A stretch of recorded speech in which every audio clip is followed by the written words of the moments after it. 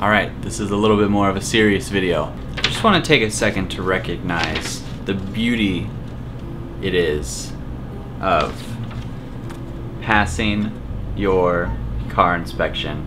Let's pass right there. Overall result.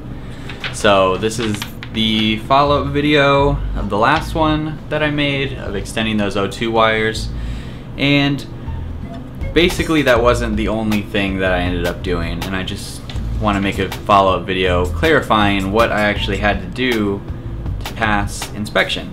So the story goes, after I made that last video, I went down to the Firestone, which is where I get my state inspections. I mean, you can really go anywhere, but so I went down to Firestone, and I think I said that I had to do a drive cycle, which was true. I only went like 15 miles though, and no check engine light, and I went, and the first result that I had was a fail. So I failed my first inspection after doing that, and they told me that I believe it was the monitors for my O2 sensor, it was the evap system, heated cat, O2 sensor, EGR VVT was not ready. So that's an automatic fail. It means there's something wrong with the readings, either they're not working or they're not plugged in or something. But they were plugged in, and as far as I knew, they were working, because the next day I was driving to work and I was like, okay, well, I'll just come back and I'll get another one and it'll be fine. Next day, going to work, and my check engine light comes on. That was great. But that led me to try to figure out what was wrong. As far as I knew, I had done everything right, as you saw in the video, and I want to preface this by saying that the video is still accurate if you are looking to do this. And I'll clarify what I did change to fix it later on in this video. So basically, checked all the wiring and it was all good. Just couldn't figure out why it was throwing the same code, and it was the code was catalytic threshold below normal. So that means a few things, and I never really found an answer for this because there's so much stuff out there on the internet, and people at AutoZone were telling me different things when they were checking the codes. It could mean multiple things, and luckily I narrowed it down fairly quickly, and it was really by accident. So I'm just gonna try to be honest with you guys in this video that if you do get a P0421 code, that it might not just be your O2 sensors, it could be other things. So continuing on with this video, I got home from work later that day. I would reset the codes every single time just to see if maybe there was some issue with it. At first I thought maybe, you know, the catalytic converter wasn't good, the one that I bought. I did buy kind of a cheaper one, but I really just needed it to pass inspection.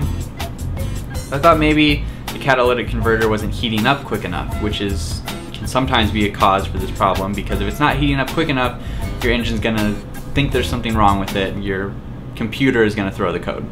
But I don't know if that was the issue entirely. So I messed with the wires a little bit. There were two black wires, and I thought maybe those were different because they were both heat wires. They were labeled heat. So I thought maybe I'd mix those two up, which would cause the threshold below limit or below normal. So I went back under the car and I changed those two wires, which was an easy little fix. I cleared the codes first, and then I drove to work the next day, and I make it 20 miles is usually when the light would come on. 20 miles, light comes back on. Great. Now something is really wrong, and I was running out of ideas. I was running out of patience.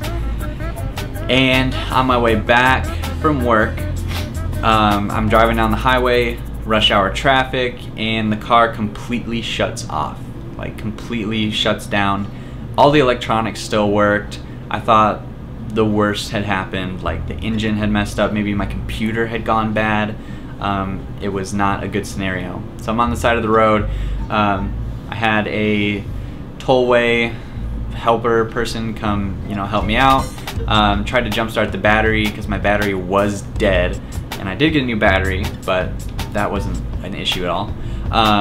Battery wouldn't jump start it, and I was about to call the tow truck, about to be a $300 problem. Luckily, I checked the fuse box in the engine, and my engine fuse had blown. What had happened was my wiring job was not good. So if you're going to take the time to do your extension wires, make sure they're tucked. Make sure you double check and make sure that that wire is not going to touch anything, because if it does, it shorts out and your engine fuse blows and your car dies. You can't get it to start. If your engine won't start, you're not going anywhere. Luckily, I had two 15-amp fuses, one for the horn and one for the fog light. I needed two because this happened twice on the way home. It blew twice, leaving me stranded, which is not something that you want to deal with on a Tuesday afternoon when you're done with work. Continuing that process on, I was really getting at my wit's end here. I didn't know what to do. I ordered a new O2 sensor and I ordered a defouler. I was really close to just ordering a new catalytic converter for a lot of money. Those are expensive, so I was really starting to think, okay, either do this or I put everything back to stock on this exhaust and call it good. Which, if you've seen the exhaust install, that was a long process, and I didn't want to do that either. I get home, messing with the wires again. I see that they're burnt out. I took all the wiring out, redid everything. The one variable that I did mention in the extension video was that I wanted to replace the O2 sensor that the muffler shop left on with my OEM sensor. When I took out the muffler shop sensor, it said Toyota on it, and obviously the OEM sensor said Mazda. I thought, okay, this could be a variable. Maybe the ECU doesn't like reading this Toyota O2 sensor, so I got them swapped out, and so I did the new harness, extended harness with the stock sensor, and it worked.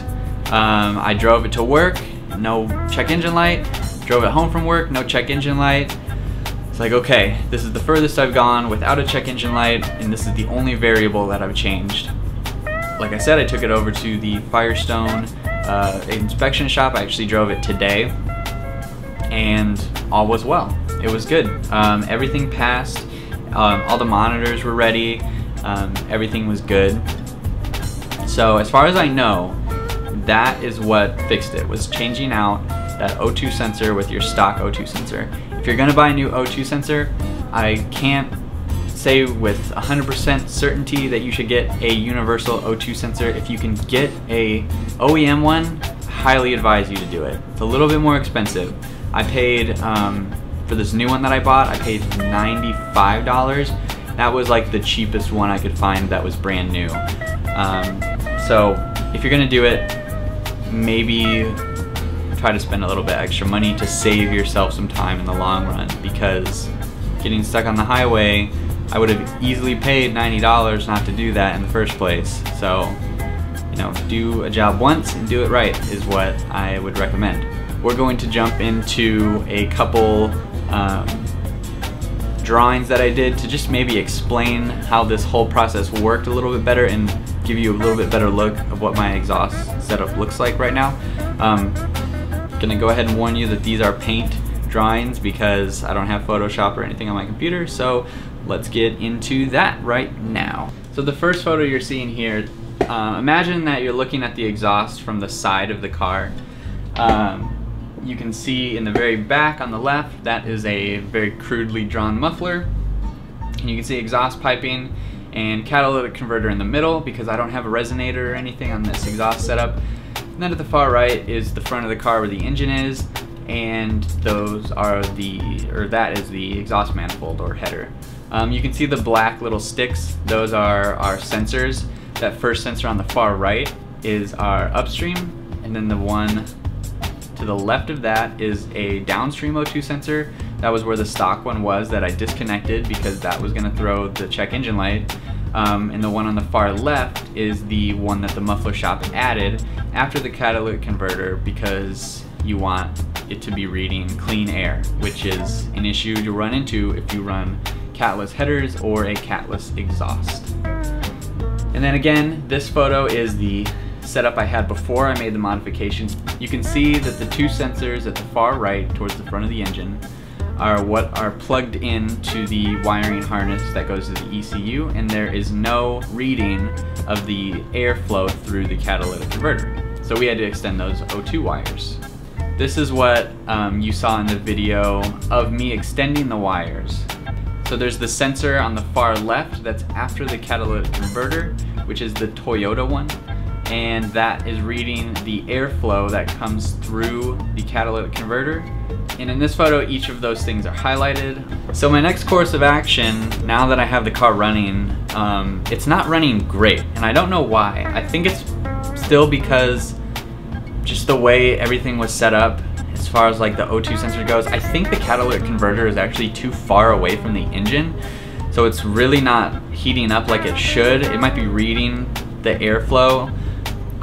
The check engine light might come on tomorrow, I don't know, but I passed, so I've got everything registered and I should be getting my new tag in a little bit. My next course of action is to get a defouler put on, which I have, and I'll show you right now. So this is the defouler that I bought. You can see it's just a kind of a piece of metal. This one is made for O2 sensors, but the trick is you buy a spark plug defouler and you drill it out to a 1/2 inch, and you plug that into your O2 bung, and then you plug your O2 sensor into that, and it basically lifts your O2 sensor out of the flow of exhaust. So it reads the air, but it reads it less, I guess. So it thinks that there's a catalytic converter there that it's reading. It's like, okay, well, there's less exhaust gases hitting, so the catalytic converter's there. And this one has just a multiple configurations and things like that, so I can try different things. If you were to buy like a spark plug defouler, it'd kind of just be like that, just drilled out and everything. So the O2 sensor would just kind of sit in there. And here's the O2 sensor that I got. It's brand new. Just so you can see as an example, so you take your defouler and just kind of plug it on the end like that. It extends it out. It would then be put into an O2 bung, and it's basically reading the air that's right here, not the air that's in your actual pipe. So anything that kind of flows into it, it's going to read that, but it's going to read it less than it would if it were directly into the exhaust pipe. So I want the car to run correctly like it was, because I really liked the way it was running before I did all these modifications. This was strictly just to pass inspection and everything. And I mean, the car passes emissions because it has the catalytic converter and everything. And I just want to do this so I don't have to look at a check engine light, and the car will hopefully run as well as it did before all these modifications. So I've got more paint drawings for you, and this is going to show kind of how the defouler will work. So in this image, you can see I went ahead and made that little L at the far right of the defouler that I have, and you can see that that first O2 sensor is plugged into it, and I've disconnected the one that's after the cat. So if it was configured like that first photo that I showed you, it would be getting a check engine light because it was reading the air that was still dirty. But you can see now that it's separated from the exhaust manifold and will be reading little bits of air that's dirty rather than a whole bunch of air that's dirty. So this is the way your exhaust gases would flow. You can see it's flowing right past that defouler, going through the cat and out the muffler. And this is just an example. You can see the little dots going into that first sensor just to show that it would be reading less air, but at the same time it would be reading air that was essentially cleaner in a sense, just to trick the ECU into thinking that it's reading after the catalytic converter. So that's really it, guys. Thanks for watching this video. I hope that if you do decide to extend your O2 wires, you kind of follow my steps essentially of helping you. I hope this helps you out in some way. I'll definitely make a video installing the defouler and kind of seeing how it works. Let me know if you do this mod to your car. Let me know if you've done something differently. Leave it in a comment below. And also, I got a new set of wheels. If you want the wheels I had on my old car and you're in the DFW area, go ahead and send me a comment on here or send me a private message. I'm letting them go for a really good price, $200 or best offer. So if you want some wheels for $200, let me know. So if you're looking for a new set of wheels, just let me know. But need to get rid of those. I'll go ahead and reveal the new wheels in a little bit later episode. Next week, I should be closing on a house, so I'll start to be able to shoot from a garage, which I'm very, very, very excited about to reveal that to you. And we'll get a lot more videos done. Some great content will be coming, I promise you guys. Thanks so much for watching. Hope you stick around. Please hit that subscribe button, hit that like button, leave that comment, and I'll see you in the next video.